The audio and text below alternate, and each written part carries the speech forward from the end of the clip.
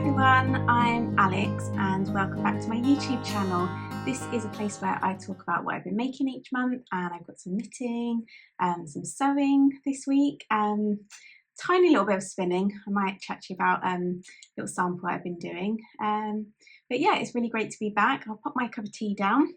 And I'm going to start by talking about what I'm wearing, because I have a finished object. And if you were watching last time, you'll recognise this as the Vilma top that I was knitting by Gregoria Fibres. And this is in the Filcolana Peruvian, I think it's Peruvian Highland wool, and it's in the marzipan colourway. So I'll stand up so you can see it in full. So you'll notice, if you know the pattern, I have done a little bit of a modification. So that's it from the back. Yeah, I have omitted the decorative hem. So in the original version, it has this lace in the body, but then it kind of goes into a sort of lacy section here, and I just prefer something a little bit more simple, a little bit more classic. So yeah, I decided to omit that detail, and I'm very happy with that choice. It's knit from the bottom up. I had some reservations about this pattern, I'm going to admit. So it wasn't quite like a smooth knitting experience.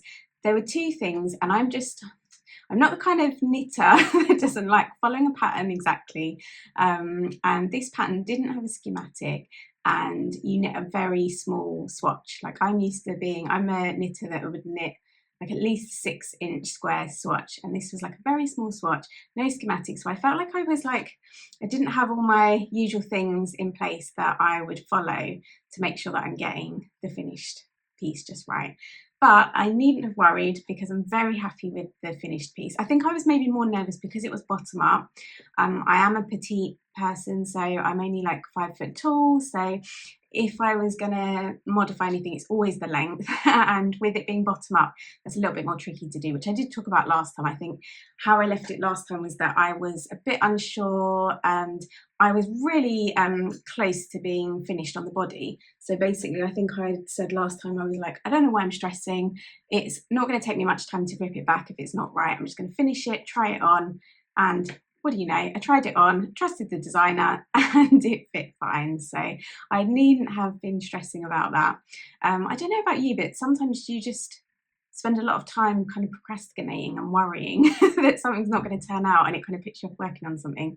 And then whenever I just think, just forget it, just don't worry, just keep going, follow the pattern, the designer knows what they're doing, it always turns out okay. So that's what I did, and yeah, I'm really happy with the finish. I'll note I did a couple of other modifications.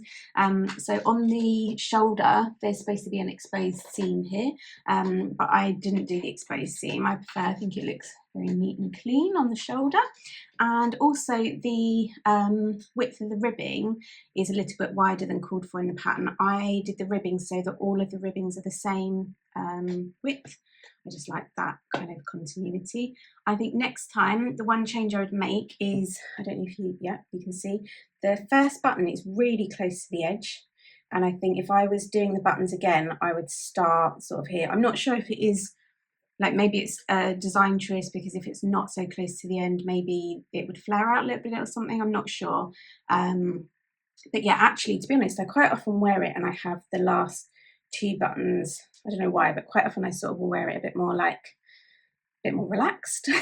But yeah, I think if I do this one again, I would probably just raise that first button a tiny bit, and then just space these out. But I find that the top button's fine. But yeah, that's a tiny change that I've made.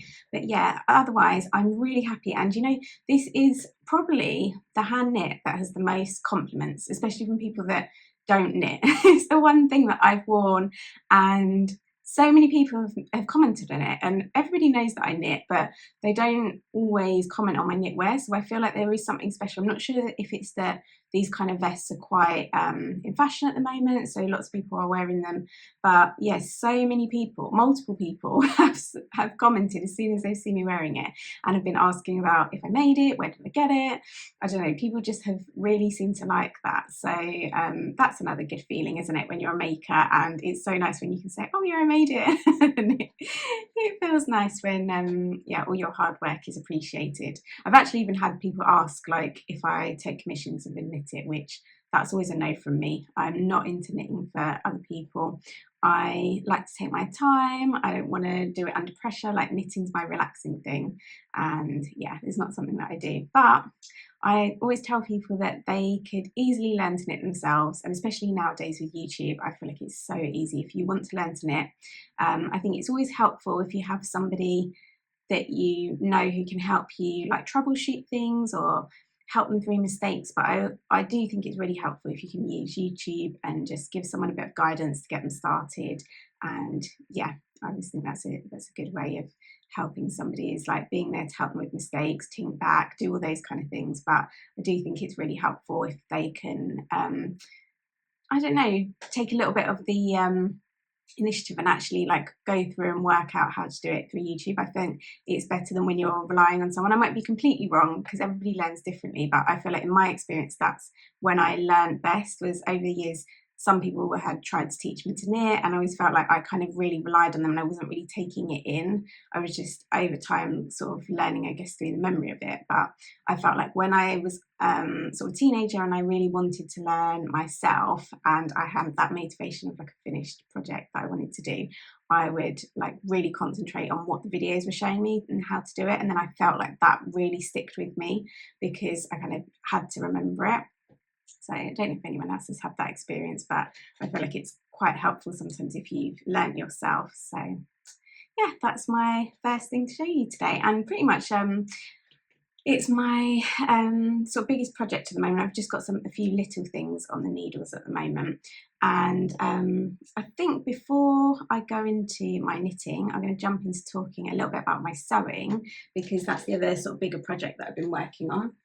So this is the Davenport dress by the Friday Pattern Co, and I have been working on this in a seersucker fabric from Minerva.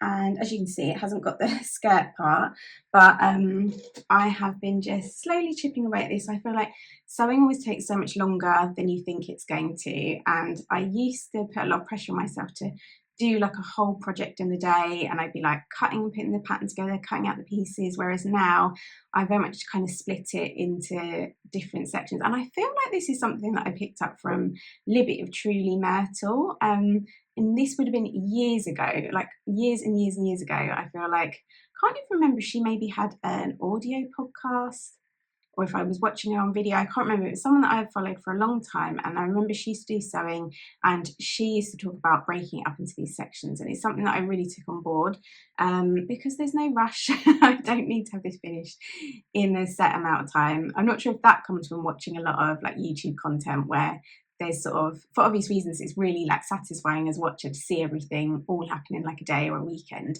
But yeah, it's not super practical if you're not having to do it for filming. So I have enjoyed taking my time, and yeah, I got the I was able to sew this whole top section in one day, and this has got a really interesting construction because the neckline is actually elasticated, so there's going to be no closures on this. You can literally pull it over your head, and there's going to be a drawstring around the waist. There's like a little casing, drawstring.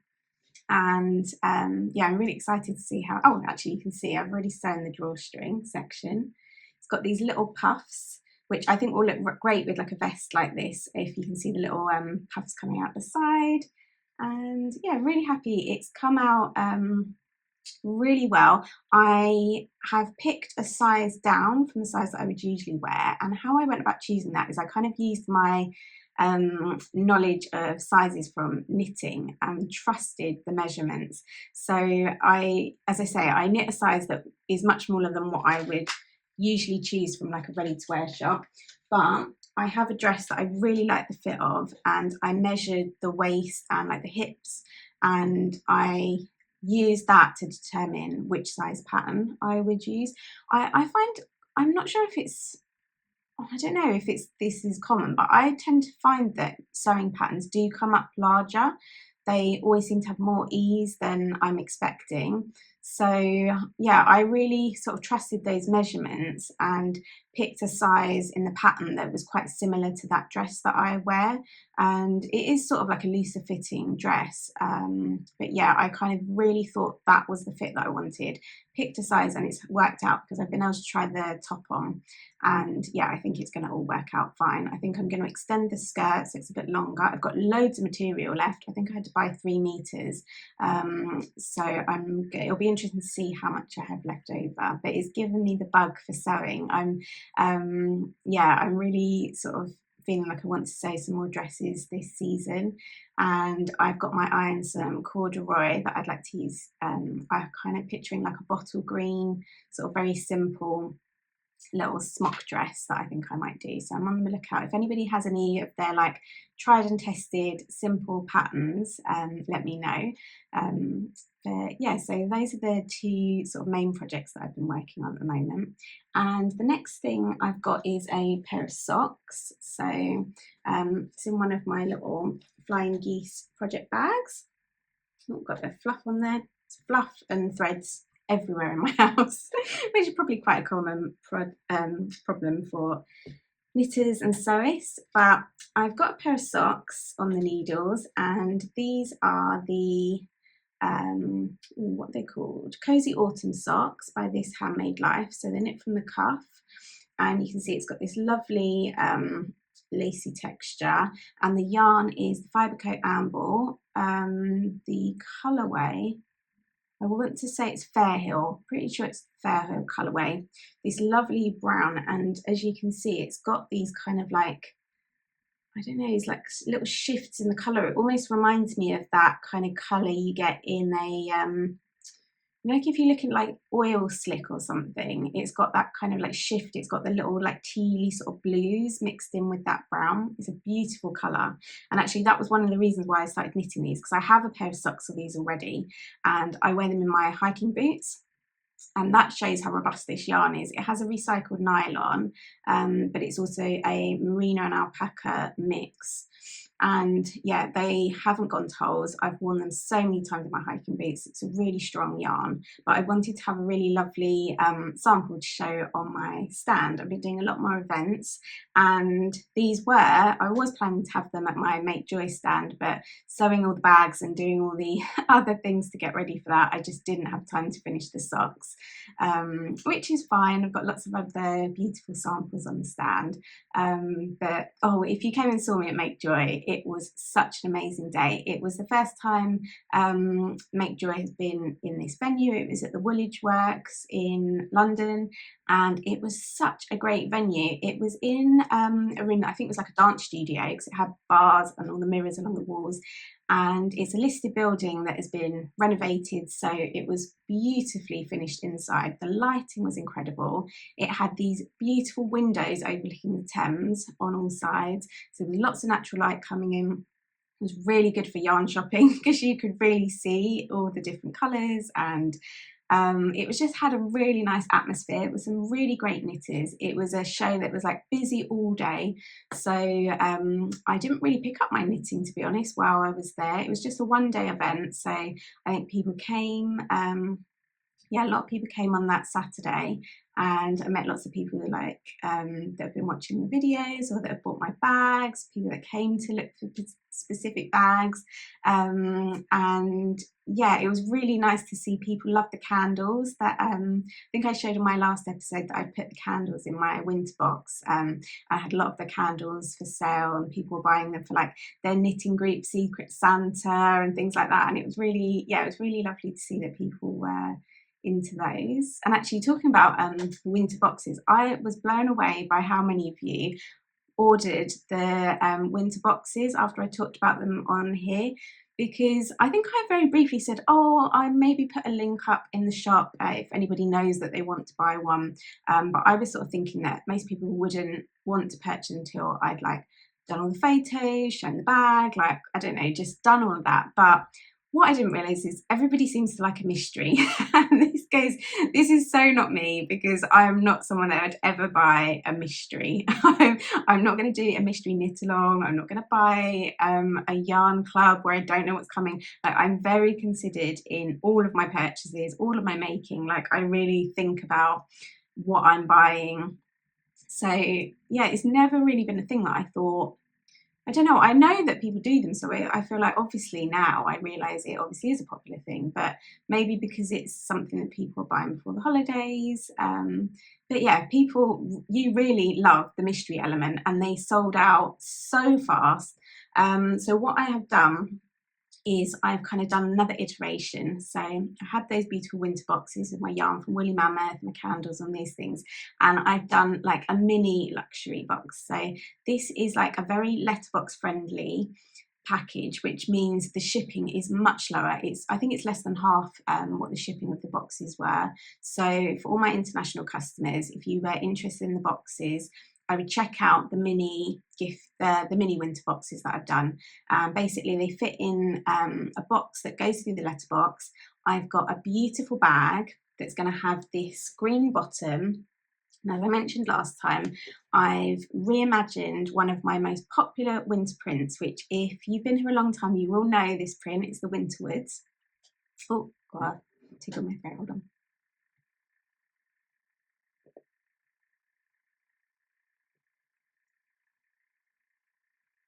Oh, that's better. I feel like I breathed in some yarn fluff. But yeah, so the print is my Winterwoods design, which it's a design that I printed. I'm not sure how many years ago I released it, but it was one of my earlier designs, and I printed it so much that I basically wore out the screen, so it hasn't been available for a couple of years. So newer people might not be familiar with it, but it's basically like a woodland theme. So it's got lots of trees. There's like little cabins that you can spot. The cabin has like a little gold in the window, so it looks like there's a little light on. So yeah, it's a gold and black print, and I've paired it with this bottom. And for these boxes is going to be a drawstring bag. So you'll get a beautiful drawstring bag. You will get one of my fibre jewels sets. You will get the lovely puzzle that I talked about. That's included in this one. So I mentioned last time that I love doing puzzles, especially like in the Christmas holidays when I get to take a break. Like I always treat myself to a puzzle, and I love them if they have, it's more like the illustrations that I love than the actual puzzling, I think. I just really love sitting with something that's beautifully illustrated. And I mentioned last time I collect Victoria Ball's puzzles. And this isn't one of hers, but this is something to tempt you guys into getting into puzzling. So it's very manageable. It's just a small puzzle. There's 99 pieces, but it's got a cozy knitty scene. There's like a lovely girl that's cozied up under, it looks like a crochet or a knitted blanket. And yeah, it's just a very cozy scene that I think all knitters going to like. So you have a little puzzle in there. I've got some lovely festive teas and some chocolate. So it's a real treat, something that you'll be able to really enjoy over the winter season. And those are going to start shipping next week. So I have got some of those in the shop. I'm going to keep that bag a little mystery, because obviously that's what people are enjoying at the moment. And once all those bags have gone out and I feel that most people have received them, then I will put those Winterwoods bags in the shop later this year for the winter season, because they're definitely not like a Christmas or a holiday bag. They are definitely like a winter cozy season themed bag. So I'm very excited about that. So I will have those. And going back to Make Joy, so lovely there, really lovely customers.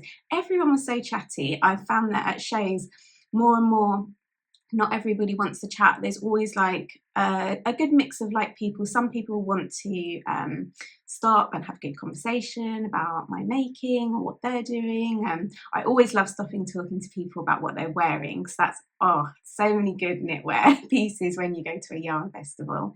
But yeah, there's always a mix of like some people that just like to quietly shop, but I feel like every single person that came past the stand, I feel like all wanted to stop and chat, which was lovely. It was so nice, such good vibes, and a really nice group of makers that were there. I think because it was the first time that they put on the Make Joy at this venue, it was kind of kept smaller, and it was mainly kept to localish designers and makers. So there was, I don't know, maybe like 15, 16 people in the hall. Didn't get to talk to loads of people because it was a really busy show, but it was nice. I made some new friends. I had lovely people on either side of me, and that was always like really nice and warm and welcoming when you have people that are very friendly. But anyway, waffling on, what I was trying to get to say is I had made a couple of purchases. So next to me I had the town dyer, and she had these beautiful little kits of hand dyed pieces. She was signing her book there, but she had yarn, and I couldn't resist all of these hand dyed goodies. There was one left, and you know, when like throughout the day I thought, oh, they're nice, and I'd like the yarn and everything, but do you ever have that feeling when you think you're not going to be able to buy something? I suddenly looked over and I saw how busy her stand was, and I could see people picking this up, and it was like the last one, and it was like as soon as I thought I wasn't going to be able to take it home, I was like, I need that. I don't know what I'm going to do with all these pieces of fabric or this lovely embroidery floss, but I was like, no, I need it. So as soon as it quietened down, I nipped over and I was like, please put this aside. Paid for it instantly. And I'm so glad I did, because I didn't even see what's inside, but I am obsessed with this. Look, I feel like this is beautiful. I love the grey. It's like eco printed. Oh, I don't know. There's just something about this that really, really speaks to me. And I've got this beautiful indigo dyed piece, and these, which I'm going to, I think I'll be able to cross stitch on this linen. It's got a dark pink, lighter sort of peachy colour, and this sort of, I feel like this would be perfect. This is almost like a wool kind of material, and I feel like this would work really nicely in like a needle book. I feel like that would be a lovely page for having like needles in. But I don't know if you've been around for a while, you might remember I was working on this improv quilt. I'll show you a few of the let's see, how can I best show you? I'll kind of see if I can flick through. But these are some of the blocks that I've done, and I dropped one there. And I feel like these fabrics would be really nice mixed in with these blocks that I've done. And yeah, improv is really, really fun. It comes together so fast. So that might be something that I work on while I take some time off over the winter break. But yeah, so can you kind of see those would go really beautifully, wouldn't they? They're like perfect. So I've already got some indigo dyed pieces that I did at the Hillview retreat that I went to a few years ago. So I'm very excited about those. That was a lovely purchase.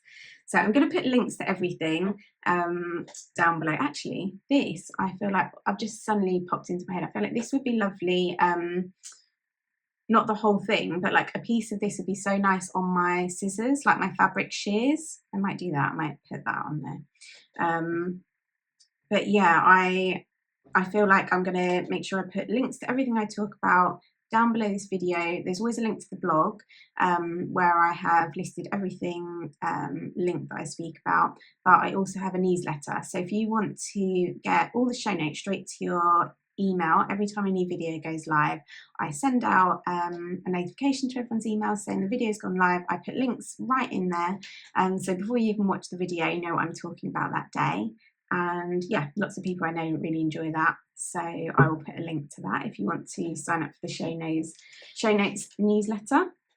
Another purchase I made from, what's the shop? I think it's Seven Magpie Studio.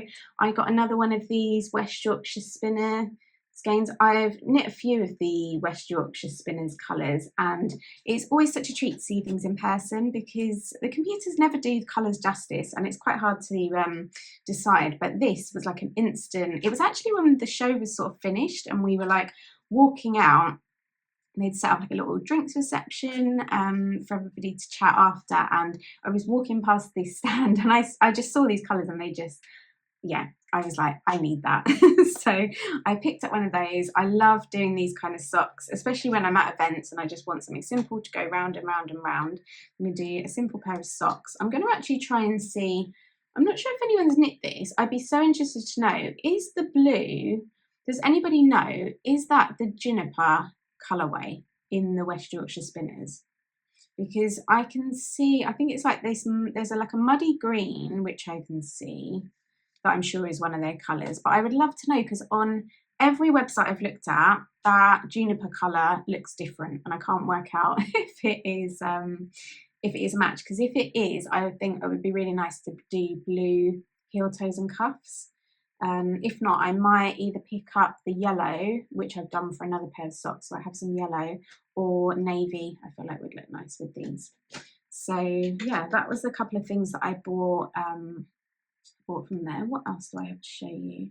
I've got a tiny bit of spinning.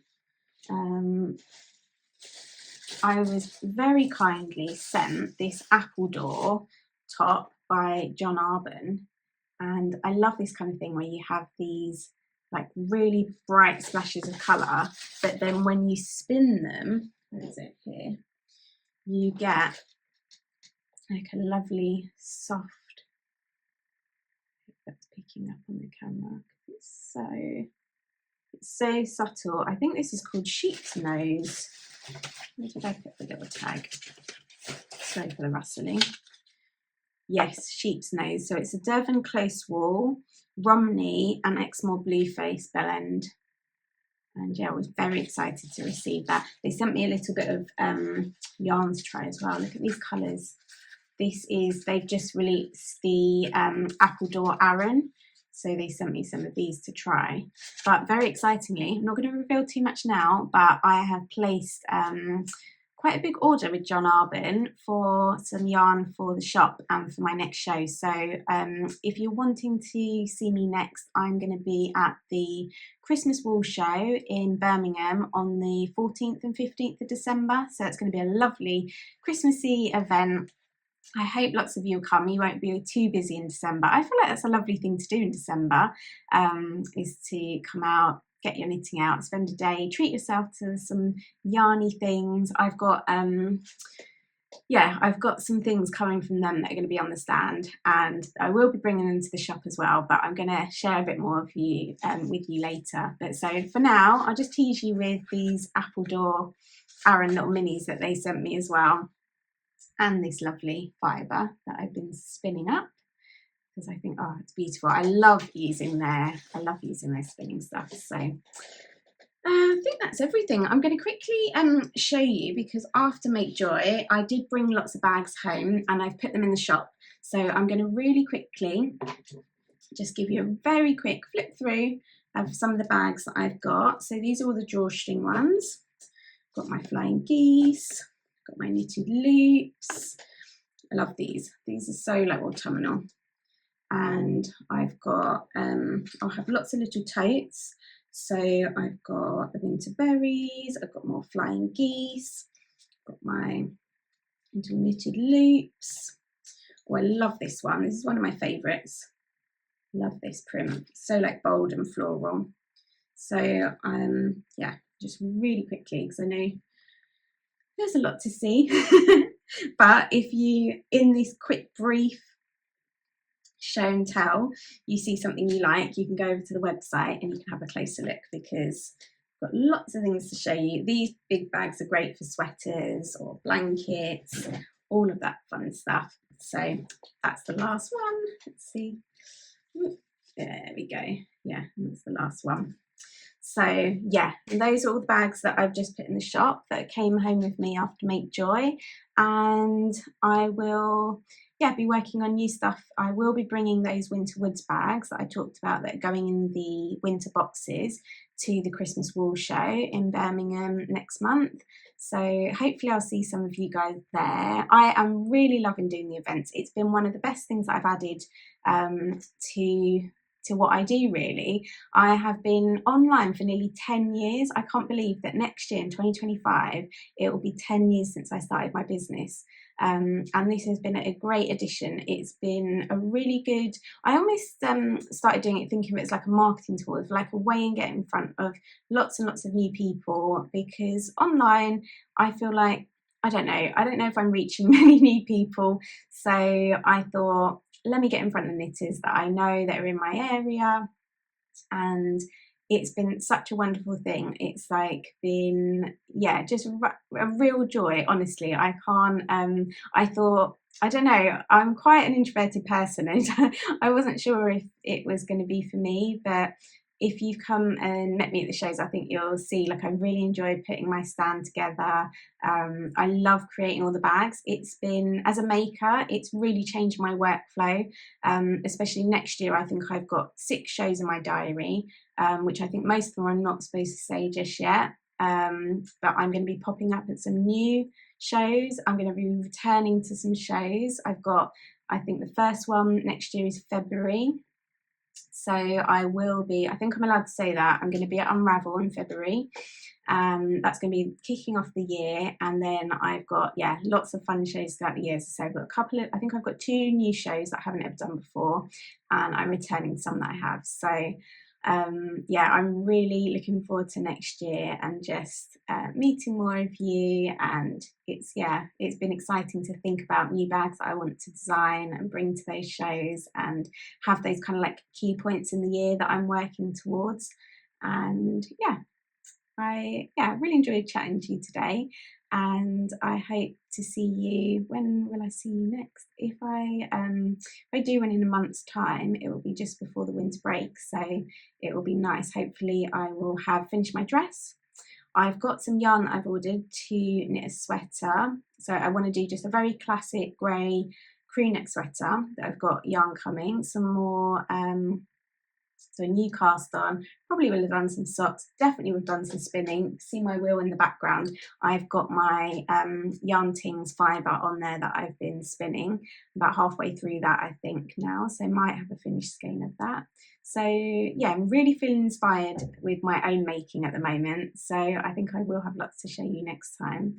And yeah, I'll just end by saying thank you so much for being here. Let me know in the comments what you're working on.